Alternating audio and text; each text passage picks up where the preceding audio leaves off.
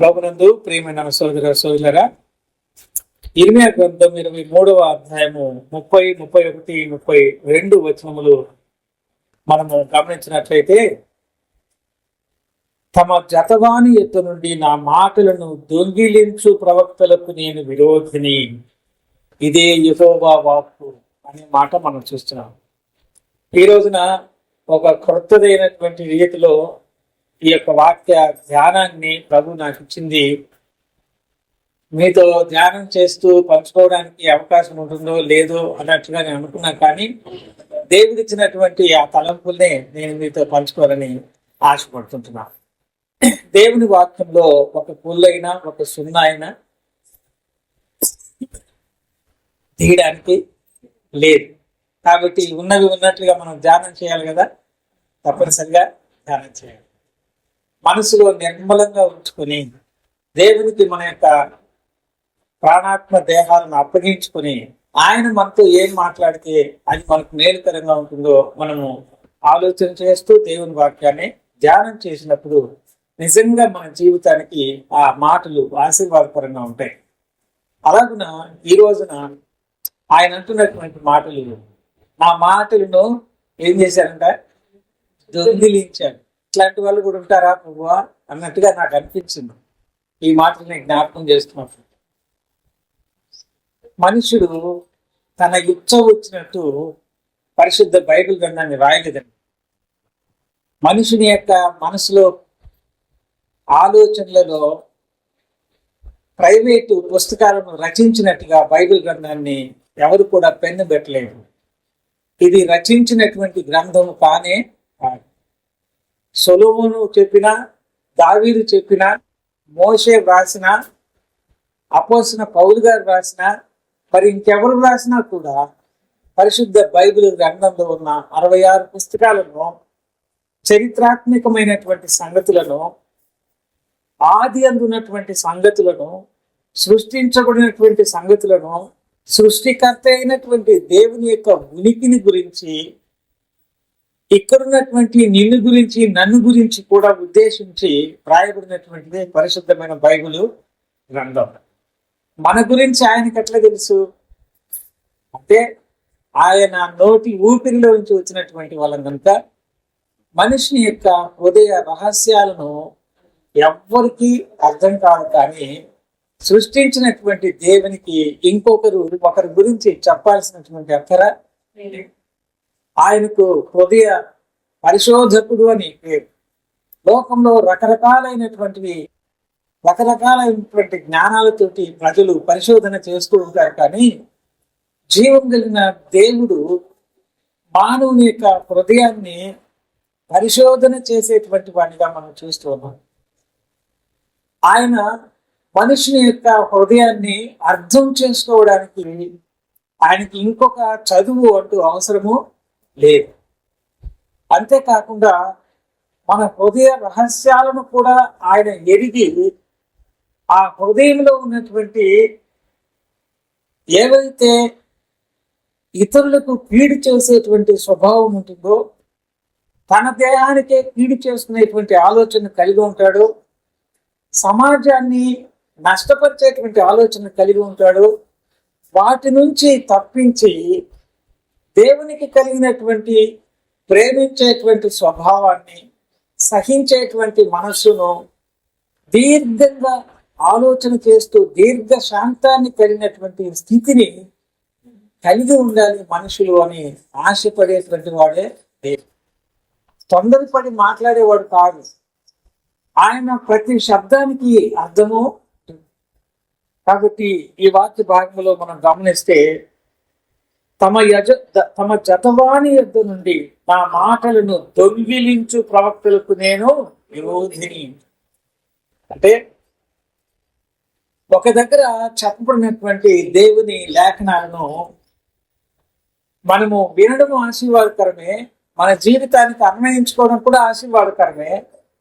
కానీ మన జీవితంలో ఆ వాక్యానికి అనుకూలంగా లేనటువంటి ప్రవర్తన కలిగి ఉండకుండా ఆ మాటల్ని ఇతరులకు మనము బోధించడానికి ప్రయత్నం చేస్తాం చూసారా, దాన్నే అంటారు ఏమని, దొంగిలించడము అని.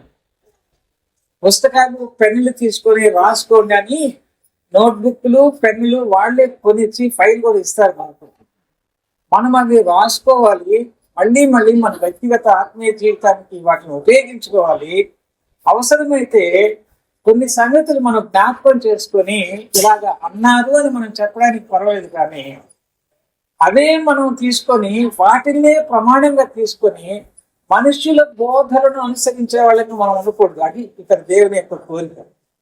నేను చెప్పేది మీకు ఏమైనా వేరేగా అనిపిస్తున్నాను నాకు తెలియదు, కానీ ఇక్కడ అనేది నా మాటల్ని ఏం చేశారు మీరు, దొంగిలించారు అంటున్నాడు. ఆ దొంగిలించేటువంటి విధానం ఏదైతే ఉందో అట్లాంటి వాళ్ళకు నేను విరోధిని అని అంటున్నాను.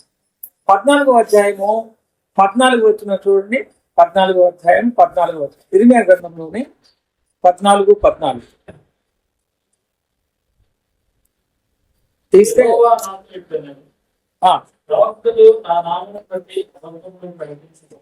యెహోవా నాతో ఇట్లనెను, ప్రవక్తలు నా నామమును బట్టి అబద్ధములు ప్రకటించుచున్నారు. నేను వారిని పంపలేదు, వారికి ఆజ్ఞ ఇయ్యలేదు, వారితో మాట్లాడలేదు. వారు అసత్య దర్శనమును, శకునమును, మాయా తంత్రమును, తమ హృదయంన పుట్టిన వంచనను ప్రకటన చేయుచున్నారు అంటున్నాడు. ఇక్కడ ఏమంటున్నాడు దేవుడు, నా నామమును బట్టి అబద్ధములు ప్రకటించుచున్నారు. ఎవరి నామాన్ని బట్టి? దేవుని నామాన్ని బట్టి. దేవుని నామాన్ని వాళ్ళు ఉచ్చరిస్తూ ఏం ప్రకటిస్తున్నారు? అబద్ధములు ప్రకటిస్తూ ఉంటున్నారు. అబద్ధములు ప్రకటించే వాళ్ళు ఎవరు? అబద్ధములకు జనకుడు ఎవరు? అపవాది. అపవాది అబద్ధములకు జనకుడైనప్పుడు దేవుని మాటలను దేవుని చెప్పినట్టుగా మనం ప్రకటిస్తే అది దేవునికి అంగీకారం. కానీ దేవుని నామాన్ని బట్టే ఏం చేస్తున్నారంట? అబద్ధాలని ప్రకటిస్తూ ఉంటున్నారు. దేవుని వాక్యములో లేనటువంటి సంగతులను గురించి మాట్లాడుతూ ఉంటున్నారు. దేవుని వాక్యంలో లేనటువంటి కట్టడలను గురించి, మనుష్యులు కల్పించుకున్నటువంటి కట్టడలను ఎవరి నామం పేరట? దేవుని నామం పేరట వాళ్ళు అబద్ధములను ప్రకటించుతున్నారు అని దేవుని వాక్యంలో మనం చూస్తున్నాం. దేవుడు అందరినీ సమానంగా ప్రేమించేటువంటి వాడు. దేవుడు లోకమును ఎంతో ప్రేమించాలని దేవుని వాక్యము సెలవిస్తుంది. దేవుని ప్రేమిస్తున్నటువంటి మనుషులము మనము కూడా దేవుడికి ఎలాంటి అందరినీ ప్రేమించే స్వభావం ఉందో మనము కూడా అందరినీ ప్రేమించే స్వభావాన్ని మనం కలిగి, అట్లా కాకుండా కొంతమందిని ప్రేమిస్తా కొంతమందిని ద్వేషిస్తా దేవుని నామాన్ని బట్టే దేవుని మాటలు చెప్పారు అనుకోండి, దాన్ని ఏమంటాడు దేవుడు? అక్కడ ఏమున్నాయి చూడండి, అక్కడ ఉన్న మాటలే నేను చెప్పేది కాదు. ఏమంటాడు? 14:14 నా నామమును బట్టి అబద్ధములు ప్రకటించుచున్నారు, నేను వారిని పంపలేదు. ఆయన అంటున్నాడండి, నేను వారిని పంపలేదు. మరి ఎట్లా వచ్చారు? ఎలా చేర్చుకున్నారు మీరు? ఎక్కడికైనా దేవుని సేవలో వెళ్ళాలంటే కూడా దేవుని యొక్క సువార్త సేవ చేసేటువంటి సువార్థికులు వాళ్ళ సొంత ప్లాన్ వేసుకొని వాళ్ళు వెళ్ళవచ్చు, సువార్త చెప్పవచ్చు. ఎక్కడ? సువార్త అందనటువంటి స్థలాలలో, యేసు ప్రభు రక్షణ లేనటువంటి స్థలాలలో ఆయన గూర్చి సువార్త చెప్పడానికి ఒక పంచాయతీ ఆఫీసు, ఒక మున్సిపాలిటీ ఆఫీసు, ఏ వీధిలో కరెంట్ స్తంభానికి లైట్ లేదో, ఏ వీధిలో నీళ్లు పంపు లేదో వాళ్ళు ప్లాన్ చేసుకొని చేసినట్టుగా సువార్త ఎక్కడ అందలేదో, ఎక్కడ సువార్త ప్రకటించాలో అది ఆలోచన చేసుకొని వాళ్ళు ప్లాన్ చేసుకొని అలాంటి స్థలాలకు వెళ్ళి సువార్త చెప్పచ్చు. కానీ దేవుడు నన్ను పంపించాడు మీ దగ్గరికి వెళ్ళమని అని చెప్పి వాళ్ళ ఇష్టానుసారంగా సంఘాలలో తిరగడానికి దేవుడు అనుమతి నేను పంపించలేదు, వాళ్ళట నువ్వు చేర్చుకుంటావు అని అంటాడు అన్నాడు. నేను వాళ్ళని పంపలేదు అంటున్నాడు. ఇంకేమంటున్నాడు?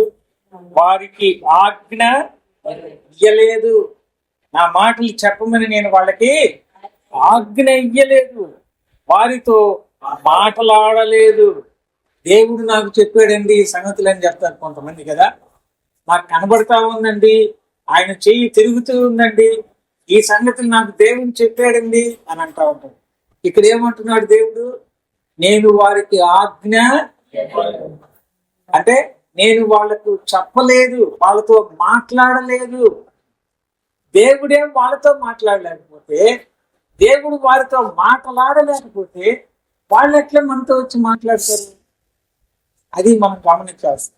మనం మనుషుల పద్ధతులను బట్టి పోయే వాళ్ళంగా ఉందామా, దేవుని పద్ధతులను అనుసరించే వాళ్ళంగా ఉందామా? మనుషులు పెట్టినటువంటి క్రమాలు, కట్టడలు, సంఘ కట్టడలు తెలుసా, సంఘ నియమాలు తెలుసా, సంఘ క్రమం తెలుసా అంటే ఏంటి సంఘ క్రమం? వాళ్ళకే తెలియదు అన్నమాట. కానీ వాళ్ళు స్వార్థముతోటి డబ్బును ఆర్జిస్తూ వాళ్ళ తలలో ఏదైతే పుడుతుందో, వాళ్ళ హృదయంలో ఏదైతే ఆలోచన వస్తుందో దానిని బట్టి వెళ్ళేటువంటి వాళ్ళుగా ఉంటారు. కానీ అట్లాంటి వాళ్ళ గురించి దేవుడు ఏమంటున్నా అంటే నేను వాళ్ళతో మాట్లాడనే. ఇంకా ఏమంటాడు ఆయన? ఆ బుద్ధి లేని కన్యకుల గురించి ఏం చెప్తాడు? అయ్యా, నీ నామం పేరటనే నేను ఇవన్నీ చేసామంటే మీరు ఎవరో నాకు. ఎంత ఆశ్చర్యం అండి, ఎంత ఆశ్చర్యం! అరే, నా జీవిత కాలం అంతా నీ సేవ చేశానయ్యా, దయ్యాలు కూడా వెళ్ళగొట్టాను, రోగులను బాగు చేశాను, నీ మాటలు వీధి వీధిలో తిరిగి వీధి సువార్త ప్రకటించాను అంటే అక్రమము చేయవారులారా, పైగా మీరు ఎవరో నాకు తెలియదు అనేది ఒక రకమైతే ఇంకేమంటున్నాడు అక్కడ? అక్రమము చేయవారులారా, మీరు ఎవరో నాకు అంతట తలుపు. మనం పరలోకానికి వెళ్ళే వాళ్ళంగా ఉండాలి, కానీ లోకంలో ఉన్నటువంటి పద్ధతులను అనుసరించే వాళ్ళంగా మనము ఉండకూడదు. మనుషులు చెప్పేటువంటి మాటలా, ఇవి దేవుడు చెప్పేటువంటి మాటలా, ఇట్టే అర్థం చేసుకోవచ్చు. స్వార్థముతోటి మనుషులను మభ్యపెడుతూ ఇవి దేవుడు నాకు చెప్పినటువంటి మాటలు అని శాసిస్తూ అక్రమమైనటువంటి పద్ధతులను నేడు స్థానిక సంఘాలలో మనము చూస్తూ ఉంటున్నాము. అలాంటి వాళ్ళని ఉద్దేశించి దేవుడు నేను వాళ్ళని పంపలేదు, వాళ్ళతో నేను మాట్లాడను లేదు. వారు అసత్య దర్శనమును, శకునమును, మాయతంత్రమును, తమ హృదయములో పుట్టిన వంచనను ప్రకటన చేయుచున్నారు. హృదయాల్లో పుట్టినటువంటి వంచన. వంచన అంటే మోసం కదా. వాళ్ళ హృదయంలో ఎలాగో మోసం చేసి ఎట్లా చేస్తారు మోసం? మీకు తెలీదా? ఎప్పుడు చేయలేదా ఏంటి? అబ్బా, నేను కొట్టని ఏం కొట్టలేదు అన్నట్టు చూస్తున్నారు. మోసం పనిలే. ప్రభుని నమ్మకం ముందు ఏముంది మోసం అంటే? చిన్నది చెప్పండి, ఉపమానం. మోసం అంటే ఇంకా నాకు రాకనే నేను అడుగుతున్నాను. లేదు, ఉన్నట్టుగా చెప్పడం, ఇస్తానని చెప్పి ఇవ్వకపోవడం, ఇవన్నీ మోసాలే కదా. దేవుడిని నమ్ముకున్నాను అని చెప్పుకొని దేవుని నమ్మినట్టుగా లోకంలో కనబడుతూ, సంఘంలో కనబడుతూ, దేవుని అనుసరించకుండా లోకాన్ని అనుసరిస్తే దాన్ని ఏమంటారు? దేవుణ్ణి మోసం చేస్తారు. వాళ్ళు హృదయములో వంచనను ప్రకటన చేస్తున్నారు. వాళ్ళు ఆలోచన చేసినటువంటి ఆ వంచన, ఆ మోసాన్ని వాళ్ళు పైకి గంభీరంగా ఉంటూ మా అంతకంటే బోధకులు లేరు అన్నట్టుగా కనబడుతూ వాళ్ళ హృదయ వంచనను చెప్తూ ఉన్నారు. కాబట్టి అట్లాంటి వాళ్ళని నేను పంపనే. ఈ దినాల్లో దేవుని యొక్క సంఘం, పరిశుద్ధులైనటువంటి విశ్వాసులు ఏ ఊర్లో ఉన్నా, ఏ దేశంలో ఉన్నా కూడా మనమందరము ఎవరి ఇంటి వారము? తండ్రి ఇంటి వారు. మనకు ఒకటే ఇల్లు ఉందా, రెండింట్లు ఉన్నాయా? ఒకటే ఇల్లు. మనకి ఎన్ని పట్టణాలు ఉన్నాయి? ఒకటే పట్టణం.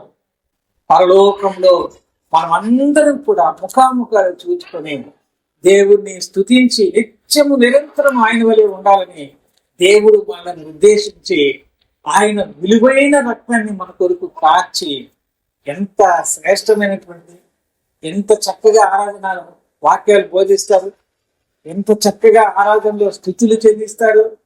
అబ్బా, అన్నిటితోటి ఏమి ధ్యానం అబ్బా, స్థుతులు చెల్లిస్తూ ఉంటాం ఒక్కొక్కరు కదా. ఆ వ్యక్తి కొరకు, ఆ రసం కొరకు నిలబడి చేసే, శ్రద్ధలు చేసే ఆరాధన స్థుతులు ఎంత మంచి ధ్యానం.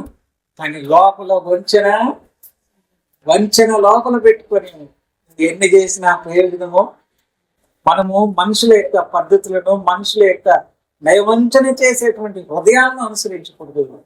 యథార్థమైనటువంటి హృదయం మనలో ఉన్నప్పుడు దేవుని యొక్క మాటలు చెప్పే వాళ్ళు ఎవరు, వంచన చేసేటువంటి వాళ్ళు ఎవరనేది మనకు వచ్చే అర్థమైపోతుంది. దేవుడే చెప్తూ ఉంటున్నాడు. మనుషులకు అర్థం కాకుండా ఆయన ఏ మాటలు కూడా రాయించలేవు. కాబట్టి అలాంటి వాళ్ళు నా మాటలను ఏం చేస్తున్నారు, దొంగిలిస్తున్నారు అనేటువంటి మాట చూస్తున్నాం. 14వ అధ్యాయంలోనే 15వ వచనంలో మనం చూస్తే, కావున నేను వారిని పంపకపోయినను నా నామమును బట్టి ఖడ్గమైనను క్షామమైనను ఈ దేశములోనికి రాదని చెప్పుచు అబద్ధ ప్రవచనములు ప్రకటించు సెలవిస్తున్నాడు. ఆ ప్రవక్తలు ఖడ్గము వలనను క్షామము వలనను ఏమవుతారు, వీళ్ళు లయమగుదురు.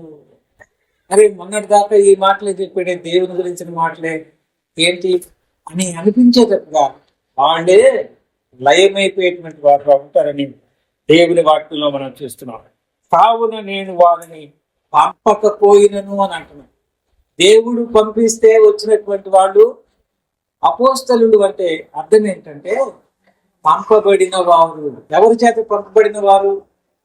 దేవుని చేత పంపబడిన వారు. ఆ రథాన్ని ఎదుర్కోమని గాజాకు పోయే అరణ్య మార్గంలో, అప్పుడు అరణ్య మార్గంలో ఇప్పుడు పెద్ద పెద్ద భవనాలు కుప్పకూలిపోయాయి, రకరకాల యుద్ధాలు అక్కడ జరుగుతున్నాయి. ఆ గాజాకి పోయేటువంటి దారిలో ఆ నపుంసకుని కలుసుకోమని ఫిలిప్పుకు దేవుడు తన ఆత్మ ద్వారా చెప్పినప్పుడు, గుర్రమునుకున్నటువంటి శక్తి అనే ఫిలిప్పు పేరుకున్నటువంటి అర్థాన్ని బట్టి ఎంత చురుకుగా ఆయన పరిగెత్తుకుని వెళ్ళాడో ఒకసారి చూడండి. పరిగెత్తుకుంటూ వెళ్ళి ఆ వ్యక్తిని కలుసుకొని, ఆ వ్యక్తి ఫిలిప్పుతో మాట్లాడడం, ఫిలిప్పు ఆ వ్యక్తికి సువార్తను ప్రకటించడం, యెషయా గ్రంథంలో ప్రభువైన యేసుక్రీస్తు యొక్క శిలువ మరణ పునరుద్ధరణ ప్రకటన చేయడం, ఎవరు చెప్పకపోతే నేను ఎట్లా తెలుసుకోనని ఆయన కూడా విని బాప్తిస్మం తీసుకోవడం, రక్షించబడడం మనము చూస్తుంటున్నాం. ఈ భాగంలో మనం చూస్తున్నాం, నేను వారిని పంపలేదు అన్నట్టు. దేవుడు పంపించినటువంటి సువార్థికులు, సేవకులు వేరే ఉంటారు. వాళ్ళు చెప్పే విధానం కూడా వేరే ఉంటుంది. కొంతమంది దేవుని యొక్క సేవకులు పాతకాలంలో ప్రకటన చేసినటువంటి గొప్ప గొప్ప దైవజనులని దృష్టిలో పెట్టుకుని వాళ్ళ శబ్దం లాగానే నోటి శబ్దాన్ని అలవాటు చేసుకుంటారు. వాళ్ళలాగానే చేతుల్ని ఇలాగ తిప్పినట్టుగా మాట్లాడడానికి ప్రయత్నం చేస్తారు. వాళ్ళలాగానే బోధించడానికి, వాళ్ళలాగానే నవ్వించడానికి ప్రయత్నం చేస్తారు. నవలాట ఆడుతున్నటువంటిది దేవుని స్థలము కాదు. మనుషులను అనుసరించి ఆ ప్రకారంగా నడుపుకునేది దేవుని యొక్క వర్తమానమే. నేను వాళ్ళని పంపనే లేదు అని ఈ వాక్యంలో మనం చూస్తూ ఉంటున్నాం. కాబట్టి దేవుని యొక్క మాటల్ని దొంగిలించేటువంటి విధానాన్ని ఈ వాక్యంలో మనం చూస్తాం. ఇర్మియా గ్రంథం 44:21. మీకు కీడు సంభవించినట్టుగా ఆ మాటలు నిశ్చయముగా మీకు కీడు సంభవించినట్లుగా నా మాటలు నిశ్చయముగా నిలుచునని మీకు తెలియబడుటకును నేను ఈ స్థలమందు మిమ్మల్ని శిక్షించుచున్నందుకును ఇది మీకు సూచనగా నుండును. ఇది యెహోవా వాక్కు. అక్కడేం చూసాం మనము, మీరు శిక్షించనే పడరు, మీకు ఖడ్గమే రాదు, మీకు క్షామమే కలుగుదు. ఎవరు చెప్తున్నారు ఇది? ఇట్లాంటి బోధలు, పాప పనులు ఎవరు చేశారు? వీళ్ళందరా. ఈ రకమైనటువంటి బోధలు నేటి దినాల్లో మీకు ఏం కాదు, దేవుడు మిమ్మల్ని స్వస్థపరుస్తాడు, దేవుడు మిమ్మల్ని ఆశీర్వదిస్తాడు, దేవుడు మీకు మంచి ఉద్యోగం ఇస్తున్నాడు, ఇట్లాంటి రకరకాలైనటువంటి చెప్పేటువంటి మాటలను, ఆకర్షణీయమైనటువంటి వర్తమానాన్ని ఉపయోగించి నయవంచన చేసేటువంటి హృదయాలలో ఉన్న మాటలను ఉపయోగించి బోధిస్తున్నారు అని అంటున్నారు. ఇక్కడ కూడా అలాంటి ప్రవక్తలను గురించి చెప్తూ, కానీ అదే మాట 44వ అధ్యాయం 29వ వచనం అంటున్నాడు, నేను మిమ్మల్ని శిక్షించుచున్నందుకు ఇది మీకు సూచనగా. దేవుడు శిక్షిస్తున్నానని ఒక ప్రక్క చెప్తుంటే, లేదు దేవుడు మిమ్మల్ని శిక్షించడాన్ని ఇంకొక ప్రక్కన చెప్పేటువంటి వాళ్ళని బైబిల్ గ్రంథంలో మనం చూస్తున్నాం. అలాంటి వాళ్ళని నేను పంపనే. దేవుడు ఏ మాట అయితే చెప్పమన్నాడో ఆ మాటను చెప్పినందుకు ఇర్మియాను తీసుకుని వెళ్ళి చెరసాలలో వేసేసారు కదా. అయితే భయపడ్డాడు ఇర్మియా. రాజుల ఎదుట దేవుడు చెప్పమన్న మాటలనే, బాప్తిస్మం ఇచ్చే యోహాను దేవుడు చెప్పమనేటువంటి మాటలనే చెప్పాడు. అరణ్యములో ఒకరి స్వరము అనే మాట మొదలు పెట్టాడు. ఇదిగో లోక పాపమును మోసుకొని పోవచ్చున్న దేవుని గొర్రెపిల్ల. కానీ అక్రమమైనటువంటి పనులు చేయడానికి కొలుకొలుపునప్పుడు అవి చేయనందువల్ల యోహాను తలను తీసిలేమని చెప్పి చెప్పబడ్డాడు. అయినా దేవుని యొక్క మాటలను కలిపి చెరిపి తనకు స్వార్థంగా ఉపయోగించుకున్నాడా? చచ్చిపోయాడే అని అపోస్తున్న పౌలుని రాళ్లతో కుట్టి విడిచిపెట్టారు. అయినా కూడా దేవుని యొక్క స్వార్థని ఆయన చెప్పడం మానేసేదా?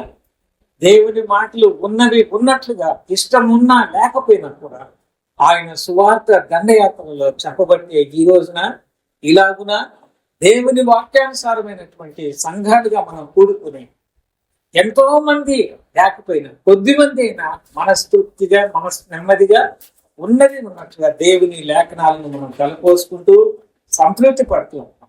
అందుకనే దేవుడు చెప్పినటువంటి మాటలు అని చెప్తూ వారు నా మాటలను దొంగిలిస్తున్నారు అనే మాటని ఇక్కడ మనం గమనిస్తున్నాం. ద్వితీయోపదేశకాండము 18వ అధ్యాయం 20వ వచనంలో, అంతేకాదు ఏ ప్రవక్తయు అహంకారము పూని.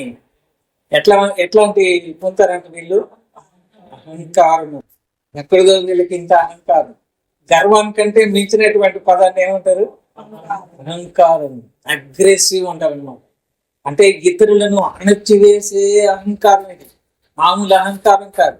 వీళ్ళు మాత్రమే కనబడాలి, వీళ్ళు మాత్రమే అన్ని విషయాల్లో దేవుని కంటే ఎక్కువగా పిలువబడాలనే కోరిక కలిగి ఇట్లాంటి వాళ్ళ గురించి బైబిల్ గ్రంథం ఏమంటుందంటే, ఏ ప్రవక్తయు అహంకారము పూని నేను చెప్పుమని తనకు ఆజ్ఞాపించని మాటను నా నామమున చెప్పును.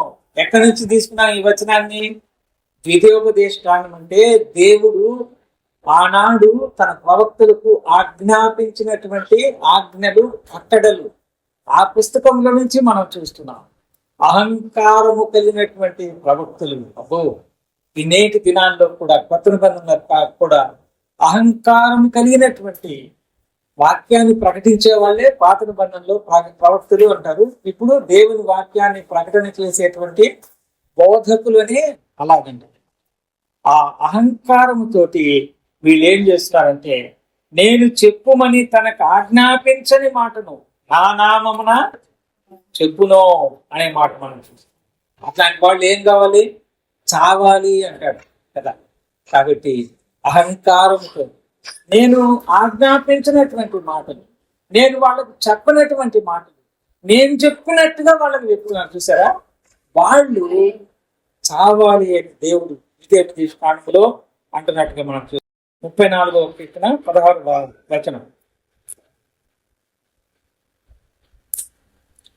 34 దుష్క్రియలు చేయు వారి జ్ఞాపకమును భూమి మీద నుండి కొట్టివేయుటకై యెహోవా సన్నిధి వారికి విరోధముగా ఉన్నది. చూడండి, అలాంటి దుష్క్రియలు చేస్తున్నటువంటి వారిని భూమి మీద లేకుండా కొట్టివేయడానికి యెహోవా సన్నిధి వారికి విరోధముగా ఉన్నది. పేతురు భక్తులు ఏమంటాడు? 1 పేతురు పత్రికలో 3వ అధ్యాయము 12వ వచనం. 3:12 చదువు. ప్రభు ముఖము కీడు చేయ వారికి విరోధంగా ఉన్నది అని. కాబట్టి దేవుని యొక్క ముఖమే కీడు చేసే వాళ్ళకి విరోధంగా ఉంది అని ఇందులో మనం చూస్తుంటాం. కాబట్టి మన దేవుని పెళ్ళైనటువంటి వారు కూడుకున్నటువంటి ఆ సంఘానికి మేలు చేసే వాళ్ళంగా ఉంటే దేవుడు పంపించినట్టుగా మనం అర్థం చేసుకోవాలి. కానీ సంఘానికి కీడు చేసేటువంటి విధానాన్ని నడిపించేటప్పుడు దేవుడే అట్లాంటి వాళ్ళకి తన ముఖం విరోధంగా చేసుకుంటే వాళ్ళని మనమేంది చేర్చుకునేది కదా. వాళ్ళు దేవుని పేరట వచ్చామని చెప్పుకుంటారు, కానీ దేవుని మాటలను దొంగిలించి ఇది మీరు జయం పొందుతారు యుద్ధంలో అని అంటున్నాడు. కానీ దేవుడు వాళ్ళని శిక్షించాలని, క్రమశిక్షణలో పెట్టడానికి దేవుని శిక్షను సహించినటువంటి విధానం, రాజుల దగ్గర మెప్పును కోరడానికి అక్కడ ఉన్నటువంటి కొంతమంది అబద్ధ ప్రవక్తలు, నేటి దినాల్లో దుర్బోధకులు అని అంటాం కదా, అబద్ధ బోధకులు అని అంటాం. దేవుడు చెప్పిన మాట ఇవి అని చెప్పి వాళ్ళు ప్రజలను వాళ్ళ హృదయంలో వంచనను ఉంచుకొని మోసము చేసేటువంటి ప్రసంగాలు, మోసం చేసేటువంటి వర్తమానాలు ఎంత బాగా చెప్పారండి. ఎంత చక్కగా ఉంది చరిత్రాత్మకమైనటువంటి బైబిల్ గ్రంథాలు, జ్ఞానాలు. నిజమే, నేను కూడా అలాంటివి చెప్తూనే ఉంటాను దేవుని యొక్క వాక్యంలో. మరి ధ్యానం చేసి ఈ రోజున ఇలాంటి వర్తమానం ద్వారా ధ్యానం చేయాలని ఎందుకని దేవుడు ఆజ్ఞాపించే నాకు తెలియదు. కానీ దేవుడిచ్చినటువంటి మాటలను ఆయన సన్నిధిలో ఆ మాటలనే మనం చదువుకున్నాం, ధ్యానం చేశాం. నా సొంత ఆలోచనలు, వ్యాఖ్యానం నేను చేయలేదు, కానీ ఉన్న వచనాలని 20వ అధ్యాయం 23వ వచనం ఒకటే మనము ధ్యానం చేసాం. ఆ ఒక్క వచనంలో దేవుని మాటలను దొంగిలిస్తున్నటువంటి మనుషులను గురించి మనం చూస్తున్నాం. వీరిని దేవుని వాక్యం ఎంత మాత్రం కూడా సహించదు. దేవుడు సహించేవాడుగా లేడు అనేటువంటి సత్యాన్ని మనం చూసినప్పుడు మనము ఎలాగున ఉంటున్నాం, మన వ్యక్తిగతమైనటువంటి ఆత్మీయ జీవితంలో దేవుని వాక్యాన్ని మనం ఎలాగునా పంచుకుంటున్నాం అనేది కూడా మనము ఆలోచన చేసుకోవాల్సినటువంటి వారముగా ఉన్నాం. కనుక నా మాటలను దొంగిలించు ప్రవక్తలకు నేను విరోధిని, ఇదే యెహోవా వాక్కు అంటుంది.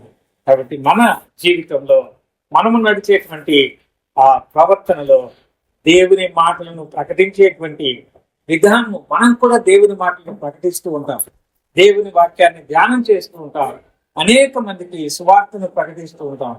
మనము ఎలా ఉన్నా మరి దేవుని సన్నిధిలో ఆయనను ప్రకటించే వారు ఉన్నాం అనేది మనం చూడాలి. ఒక మాట నేను చెప్పి ముగించాలని ఆశపడుతున్నాను. యేసు ప్రభువు గురించి ఒక్కటి ఉపమానం యేసు ప్రభు దగ్గర నుంచి నేను మీతో పంచుకొని ముగిస్తాను. యేసు ప్రభువు ఎలాంటి వాడు? ఎవరు ఆయన?